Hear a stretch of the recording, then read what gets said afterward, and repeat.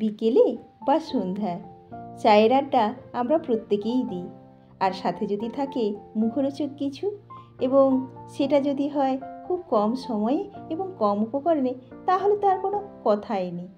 তো চলুন শুরু করা যাক আমার আজকের রেসিপি তন্দুরি ব্রোকলি। নমস্কার, আমি সুজাতা রান্নাঘরে সবাইকে স্বাগত।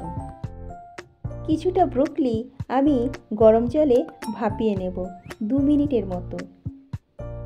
তবে আমার এখানে অনেকটাই ব্রোকলি, আমার এতটা লাগবে না, আমি অন্য কাজে ব্যবহার করব। তারপরে একটা বাটিতে আমি কিছুটা বরফ নিয়েছিলাম, তার উপরে ওই ব্রোকলিগুলো দিয়ে দেব, কারণ ব্রোকলির কালারটা ঠিকঠাক থাকবে, মানে ওভার কুক হয়ে যাবে না। ব্রোকলিগুলোকে জল থেকে ছেঁকে নিয়েছিলাম, তারপরে একটা টিস্যু পেপার দিয়ে ব্রোকলির গা থেকে জলটাকে একটু মুছে নেব, যাতে ব্রোকলির গায়ে জল না থাকে।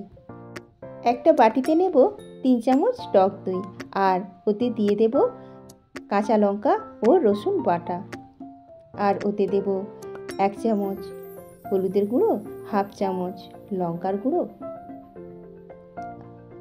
1 চামচ জিরে পাউডার, আর 1 চামচ ধনে পাউডার, আর পরিমাণ মতো নুন দিয়ে একটু ভালোভাবে মেখে নেব।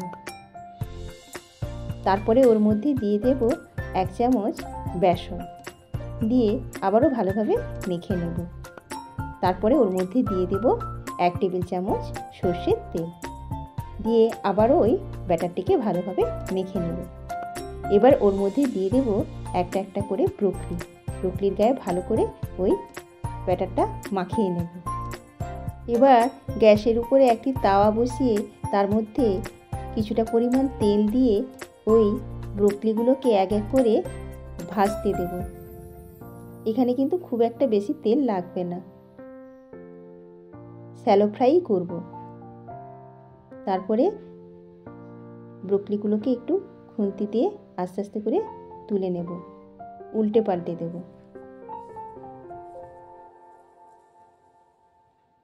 আর ব্রোকলিটাকে একটু ঢাকা দিয়ে রেখে দেব। 2 মিনিট পর ঢাকনা খুলে দেখব তন্দুরি ব্রোকলি রেডি। আর এই ব্রোকলিগুলোকে একটা প্লেটের উপর তুলে নেব। আমার আজকের রেসিপিটি যদি আপনাদের ভালো লেগে থাকে, তাহলে অবশ্যই লাইক, কমেন্ট, শেয়ার করবেন, আর চ্যানেলটিকে সাবস্ক্রাইব করবেন। নমস্কার।